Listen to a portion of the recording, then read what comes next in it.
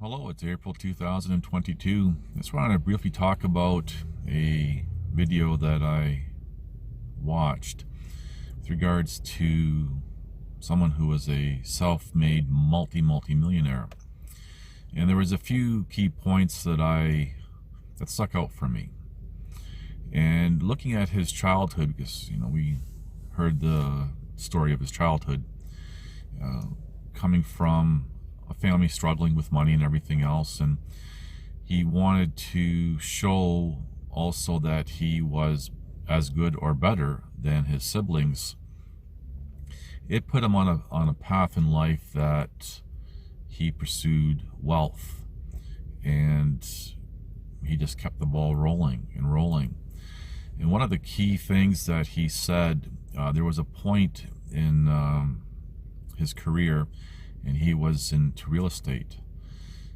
He said that I guess this is in the United States, the IRS went after him, and he lost like $300 million and the whole 9 yards, but he kept going and whatever. And he said, I wanted to be so rich that no one could touch me. So there was three things here that seem to come from the same root. That's fear. Fear had driven him to accumulate all the wealth that he did. And he said he wanted to be able to support his family and everything else, which is fine. And but it was all fear. Everything was fear-based, because he wanted to make sure that his family was taken care of. And to accumulate so much wealth that he couldn't be touched, or at least having that sense of having enough resources that he could,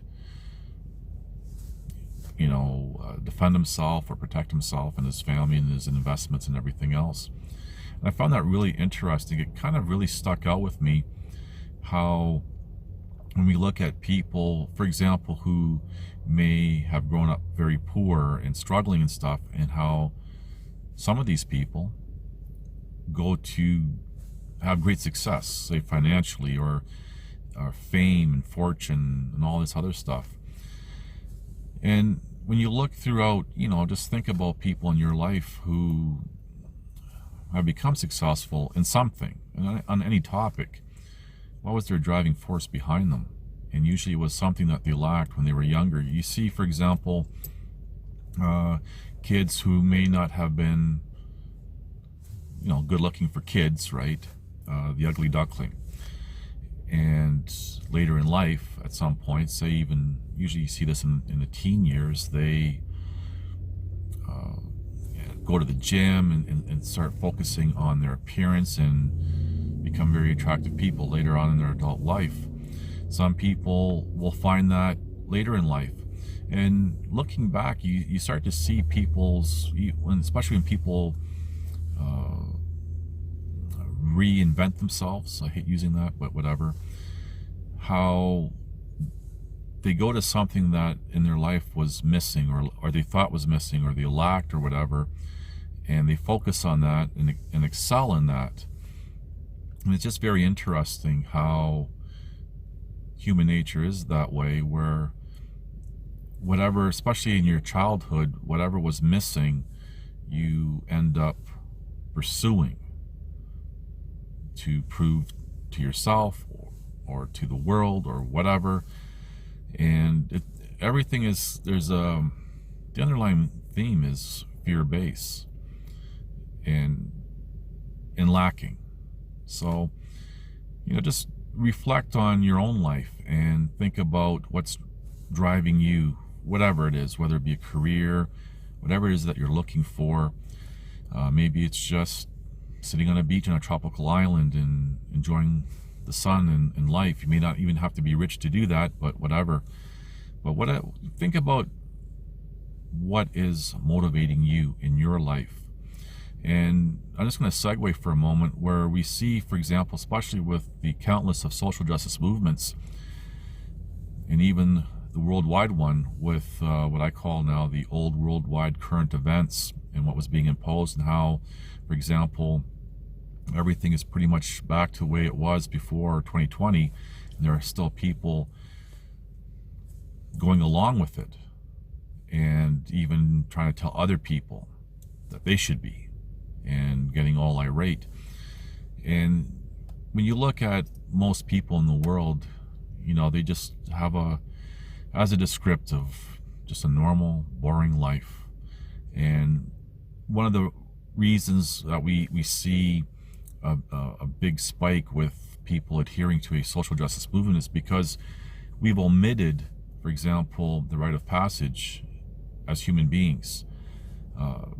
Can't leave anyone behind, and if you're not good enough to have that rite of passage, then you just don't make the cut, right? Whatever reason, that has been omitted, and now people are struggling to find something to grasp onto, to give their lives meaning, to give them meaning, to build an identity around. And perhaps they have built an identity, but they're not happy with it. They're not happy with themselves. And then we see how this segues into people going to extremes with, and I'm going to encompass this as a, I'm just trying to think how to, you gotta watch how I say things, right?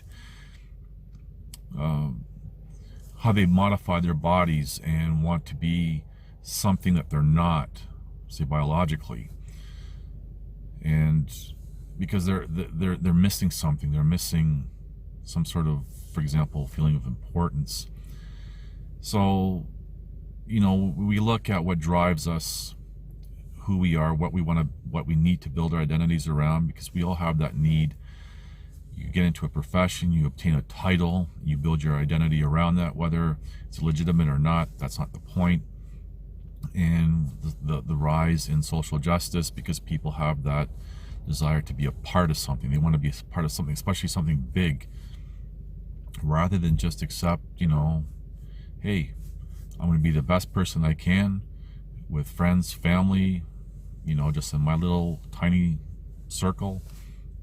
And, you know, but, you know, from that lacking, whether it be real or perceived, we have the rise of the busybody. So we see how everything kind of now has grown beyond ridiculous in this world.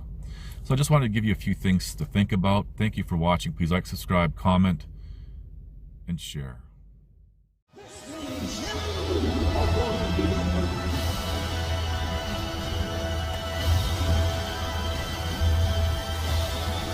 Listen to this and write it down if you can't remember it. You're never going to outgrow warfare. You simply must learn to fight. I hear people saying to me, oh, when is it going to get easier? When you die.